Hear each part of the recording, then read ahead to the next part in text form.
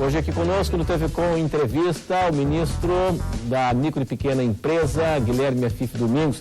Ministro, estava comentando com o senhor agora há pouco o seguinte, né? O empresário lá fora diz que o Brasil é caro e é difícil. É caro para investir, é difícil pela burocracia para investir. Marco regulatório, licenciamento ambiental. É verdade, é verdade. Mudaremos algum dia? Tem que mudar. Eu quero lembrar, eu fui constituinte, além do artigo 179, nós colaboramos no artigo, no parágrafo único do artigo 170. E o artigo 170 diz o seguinte: é livre toda e qualquer atividade econômica, independente de autorização governamental, a não ser nos casos previstos em lei. Portanto, a Constituição previa a liberdade total, a não ser nas exceções, nos casos previstos em lei. Fizeram das exceções regra e travaram tudo e anularam o princípio da liberdade de empreender. Então, hoje, nós enfrentamos uma legislação, então, regulamentatória. Por isso que, dentro das modificações da lei, vai ter um capítulo na lei geral que diz o seguinte: toda lei, norma ou regulamento que for baixado sem levar em conta o tratamento diferenciado para a micro e a pequena empresa, essa lei, norma ou regulamento não alcança a pequena empresa. É uma espécie de marquise protetora do lixo burocrático que é jogado em cima das empresas todo dia. Porque cada um, no seu departamento, vai criando regras, normas, e se esquece que o cidadão que está recebendo essa enxurrada é um só. Seja ele cidadão empreendedor, seja ele cidadão no dia a dia, que sofre com o processo da burocracia. Então, a lei geral é um primeiro grande passo. Por isso eu falo, se você tentar começar a mudar por cima, você não vai conseguir. A mudança virá de baixo para cima. O simples, e a nossa principal tese agora é ampliar o simples. Você, por exemplo, é um jornalista. Se você quiser montar uma empresa, você não pode entrar no Simples. Por quê? Porque não pode. Não, vai poder. Qual o teu faturamento? É até 3 milhões e 600? Toda atividade econômica que tiver até 3 milhões e 600 de faturamento é Simples, ponto. E aí, no Simples, nós vamos ter uma casa-mata protetora contra esta legislação voraz. E nesse sentido, ministro, você combate a informalidade também? Claro. Porque à medida que você simplifica, você formaliza. Eu vou dar um exemplo: MEI, microempreendedor individual. O MEI, ao ser criou então, paga só Previdência, para o Estado paga R$1 e para o município R$5. Pronto, muito simples. Vai lá, abre a tua empresinha e toca em frente. Nós já somos hoje 3.800.000. que estavam na informalidade e vieram para a formalidade.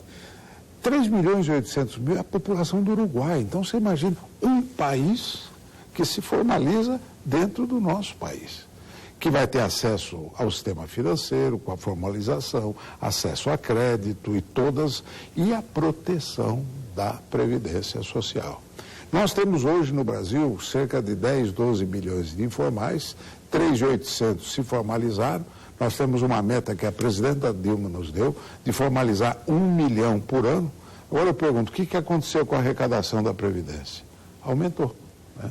Então, quando todos pagam menos, o governo arrecada mais. Essa é a tese que as receitas não aceitam. Não, pode baixar o imposto que você vai vender mais.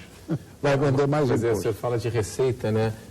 Eu converso muito com prefeitos, os governos também estaduais reclamam, mas os prefeitos, né, o movimento municipalista, né, de que está tudo centralizado em Brasília. Sim.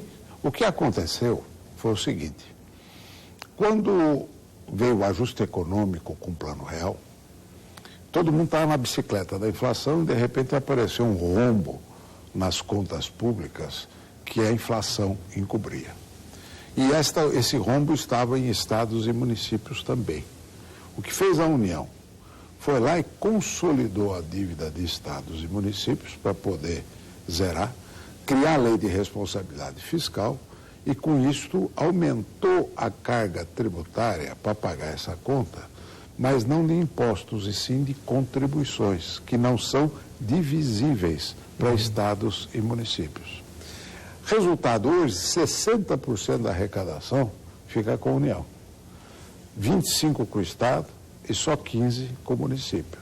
Então eu sei que o município está tão perto do problema e tão longe dos recursos, é verdade. E o percurso desse recurso, num poder central até a ponta, é meio traumático e cheio de intermediários no meio. Então este processo fez com que as últimas isenções que o governo deu, ele não deu sobre contribuição, deu sobre impostos. Por exemplo, o setor automobilístico baixou o IPI, mexeu na arrecadação, na divisão da arrecadação de estados e municípios. Então, a grita dos prefeitos, dos governadores, ela tem razão de ser em função desta distorção. Agora, o que os governadores não podem fazer é tentar tirar essa diferença em cima da microempresa, como estão fazendo com a substituição tributária. Substituição tributária, na forma que está sendo feita, é um crime contra a Constituição e contra o artigo 179. Antes do intervalo, ministro, vou mudar de assunto, né? O senhor, como homem vivido e vice-governador do estado de São Paulo, o grito das ruas, as manifestações de rua, em especial do ano passado, foi contra quê? Vai para o intervalo? Não, para o senhor responder agora e depois a gente retoma. Não foi contra, foi a favor. As manifestações foram manifestações, pega a média delas, né? Ela quer qualidade de serviço público. Ela fala da mobilidade, ela fala da educação, ela fala da saúde. Começa com o despertar da consciência do taxpayer. O senhor acha que os políticos, os governantes assimilaram o recado? Mais do que a gente imagina. E isso é muito bom. Viva a democracia. O ministro Guilherme Afif Domingos está aqui conosco. Nós vamos para o intervalo e daqui a pouco a gente volta para falar mais de Brasil e um pouquinho de política também. Até já.